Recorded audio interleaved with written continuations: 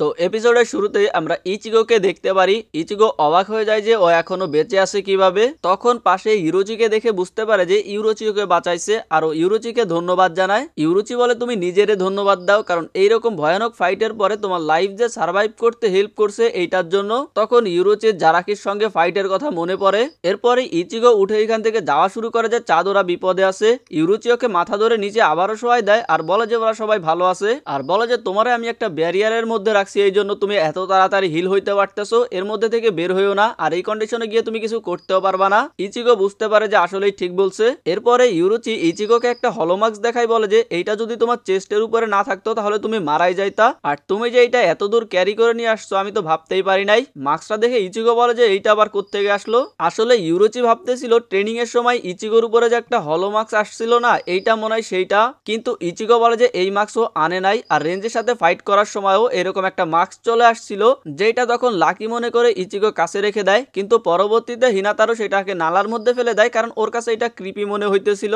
এটা শুনে ইউরোচি ইচিগোর দিকে রাগ হয়ে তাকায়। ইচিগো বুঝতে পারে আর বলে যে আসলে হানাতারো হচ্ছে স্কোয়াড 4 এর একটা ছেলে, বাট ও অনেক ভালো ছেলে, আমাদের অনেক হেল্প করছে। এরপরে ইচিগো এই মার্কসটা রেখে দিতে চায়, কারণ এই মার্কসটা ওর কাছে লাকি একটা মার্কস, কিন্তু ইউরোচি ওইটা নিজের কাছে রেখে দিতে চায়। ইচিগো বলে যে ফাইনালি মাত্রই তো পাইলাম। ইউরোচি রাগ হয়ে বলে যে দিতে বলছি দে। ইচিগো বলে যে ইয়েস স্যার, রেখে দেন। এরপর ইচিগো বলে যে মিস্টার ইউরোচি আপনি সত্যিই অনেক জোস। ইউরোচি বলে যে কি বলতে চাচ্ছ?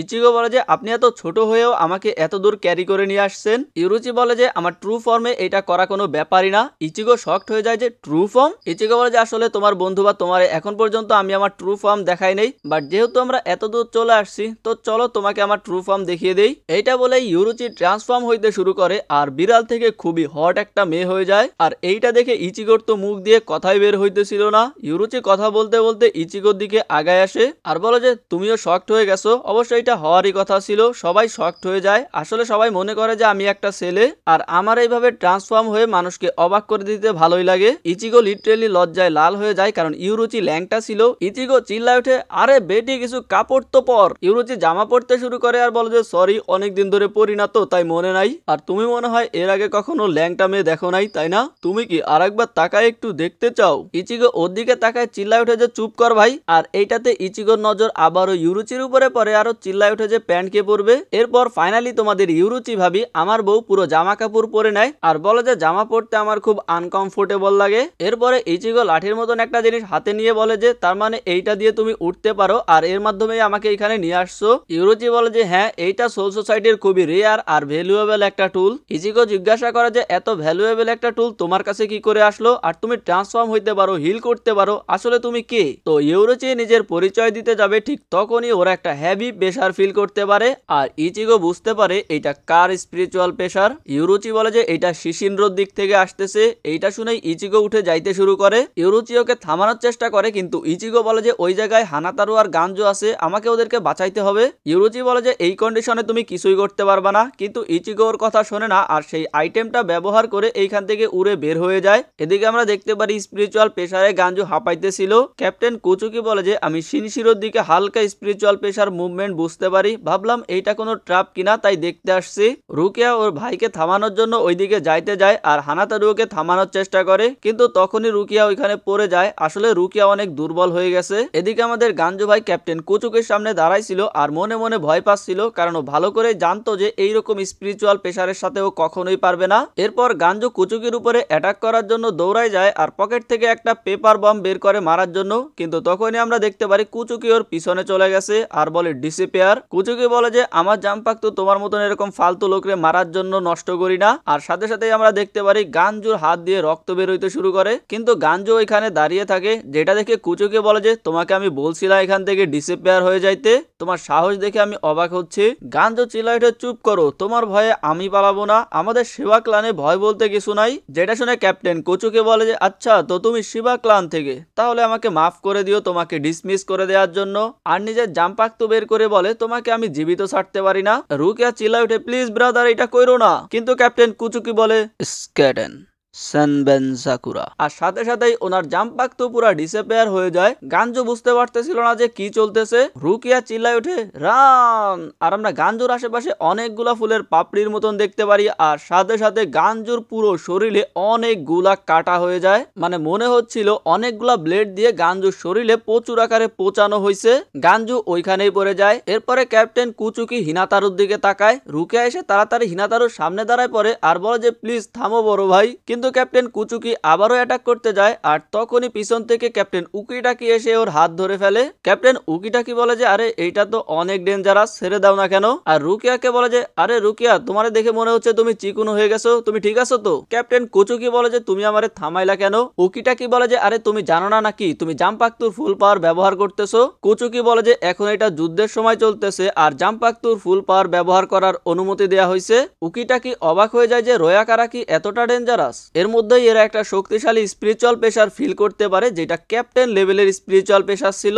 আর তখনই এখানে ইচিগোর এন্ট্রি হয়। রুকিয়া ইচিগোর দিকে তাকায় থাকে আর ইচিগো সরাসরি রুকিয়ার সামনেই ল্যান্ড করে। কিন্তু রুকিয়াকে কিছু না বলেই আগে হানাতারুর কাছে যায় আর জিজ্ঞাসা করে যে ও ঠিক আছে কিনা। এরপরে ওরে সরিও বলে ওরে এইসবের মধ্যে নিয়ে আসার জন্য।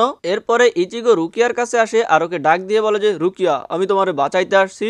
যেটা শুনে তো রুকিয়া কান্নাই করে দিতেছিল। এইটা দেখে ইচিগো চিল্লাই ওঠে যে তোরে আমি বাঁচাইতে আসছি আর তুই এটা কি লুক দিতেছিস। রুকিয়ার মনে পড়ে ও যখন ইচিগোরে ওই দুনিয়ায় রেখে আসছিল তখন বলছিল তুই যদি আমার পিছনে আসিস তাহলে তোরে আমি আর কখনোই ক্ষমা করব না। বাট তারপরে এখানে ইচিগো চলে আসছে আর এইটা ভেবে ওর কান্না আসতেছিল।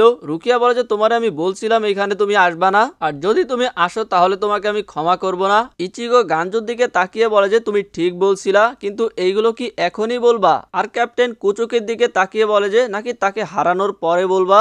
রুকিয়া ইচিগোরে চিল্লাইতে শুরু করে যে ও এখানে কেন আসছে আর ওরা এখান থেকে চলে যাইতে বলে। কিন্তু ইচিগো ওইটা নিয়ে ঝগড়া লাগাই দেয় যে আমি তোর কথা কেন শুনবো, তোরে নিতে আসছি, আমি আমার মতন করে নিয়ে যাব।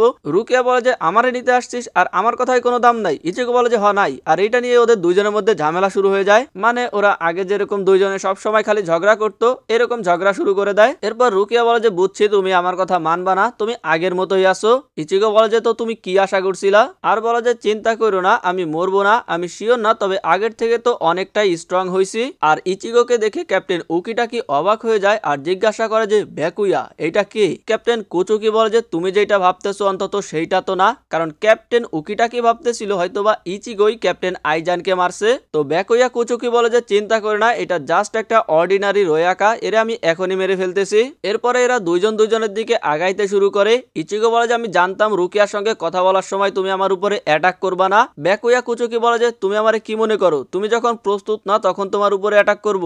এরপর ব্যাকুয়া কুচুকি নিজের স্পিরিচুয়াল প্রেসার রিলিজ করতে শুরু করে, যেটাতে সবার অবস্থা খারাপ হয়ে যায়। রুকিয়া আর হানাতারো তো বসেই পড়ে, কিন্তু ইচিগো নিজের জাম্পাক্তু বের করে নেয়, যেটা দেখে ব্যাকুয়া কুচুকি বলে যে ওয়াও, তুমি তো অনেকটাই ইমপ্রুভ করছো।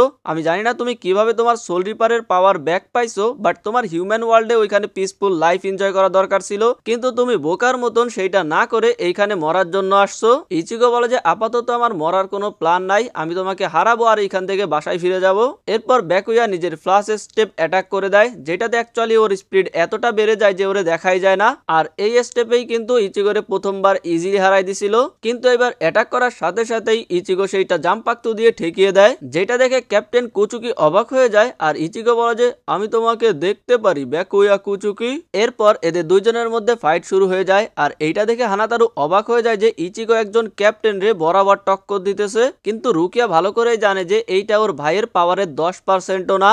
ব্যাকুয়া কুচুকি বলে যে দেখতেছি তুমি অনেক ইমপ্রুভ করছো, বাট আমার কাছে আর কোনো রাস্তা নাই, তোমার পাওয়ার আরো বেড়ে যাওয়ার আগেই আমি তোমাকে দেখাইতেছি তোমার আর আমার মধ্যে পার্থক্য কি। এইটা বলে ক্যাপ্টেন কুচুকি আবারও নিজের জাম্পাক্তু সামনের দিকে ধরে, মানে এখনো সেই অ্যাটাক করবে যেটা গাঞ্জুর উপরে করছিল।